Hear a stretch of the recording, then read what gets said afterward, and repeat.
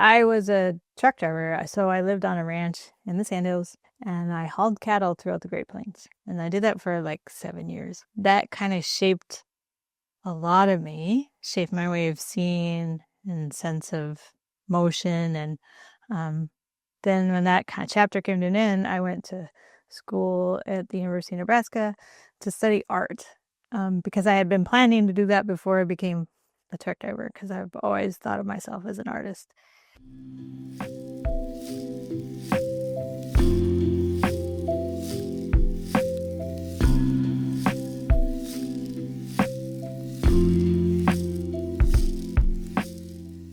My name is Catherine Meier. I am a visual artist and I live and work on the North Shore. I live in Finland and I work in Grand Marais. But I was born and raised in Nebraska, pretty close to South Dakota. And on the very eastern edge of the Sandhills, a very rural, remote life, really. And in 2002, I came up to the Gunflint Trail to spend the summer working in the Boundary Waters. And then I came back the next summer, and then I came back the next summer. And then I went off to go to finish college in Lincoln, and then I went to graduate school in Michigan, and then my husband and I came back up here because I met him when I was on the Gunflint, and I made him leave, go all over the country, and then we came back. I think, like always at the heart of everything I do, drawing is at the heart of what I make. I have really good rendering skills, and so that was maybe the thing that made me think I could be an artist, because I could draw what I see. And I think I like work that evolves over a lot of time. Like if it's too immediate, I kind of check out and lose interest. And so I did printmaking, and then I went into animation. And that's the heart of my work and what I'm the most excited about and the most proud of in terms of the portfolio I have so far. And then when I went to graduate school was when I started to realize that the focus of my work was land and landscape. You said that when you were driving across the Great Plains, that kind of helped shape how you see. Yeah. I think in terms of time, which is why animation became part of what I do, because when I think of something, I'm thinking of it through time. And that, I think, is a result of driving so much, like hundreds of thousands of miles, from Nebraska up north through the Dakotas into Montana, or south into Texas. And there was always just this constant horizon.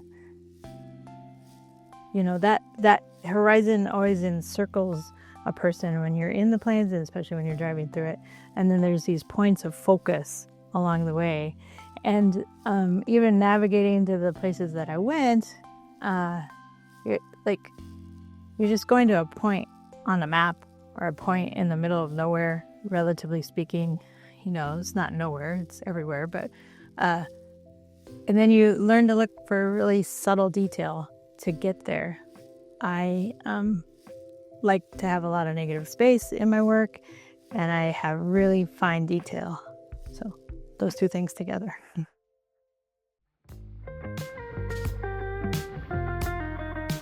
So I went to Mongolia in graduate school because I was really interested in thinking about open landscapes as an idea that I pursued more theoretically also. So I went to that landscape because it mirrors the Great Plains on the globe, right? So it's just opposite. And I thought it would be really interesting to experience a similar appearing landscape that I have no knowledge of. And it was a really powerful experience because it is different. And so you have to, again, learn to pick up on subtle cues and details and land, but it also looks kind of the same. And so it was also a very disorienting experience. So when I got home, I was like, okay, I gotta go home. Because I was in Michigan, I was like, I have to go back out. So like a month after I got home, I got in my car and I drove to the Great Plains, and I drove through them. I just that's all I did. I just drove and drove and drove so I could feel that feeling of what's known to me, or the feeling of home. And then I ended up in the Badlands of North Dakota. I was like, this is it. This is what I'm going to make work about. So I did some early work there, but then in 2011, I was going to do more. And then my husband was like, how about if we go to South Dakota instead? And so we went out to there. But I had really good friends that had helped me during my life that used to camp at Sage Creek, like for 3 or 4 decades. They were there all the time. And so it was a special place to them. It was close to old truck routes. And so that's how I ended up in the South Dakota Badlands, making that a point of work. I feel physically better when I'm in that landscape. Like I feel like my mind is able to like open, and there's something about the beauty of those land formations. And it's interesting that they're called Badlands, right? Like that they have this negative connotation, and they are a harsh place, I think. But I find them so beautiful. And then to think about like, you know, the geology of it, of being an ancient seabed, and the idea that it was all in water, which is actually where some of the blue is what I'm thinking about with that, was this just like underwater world, you know, thinking differently through time.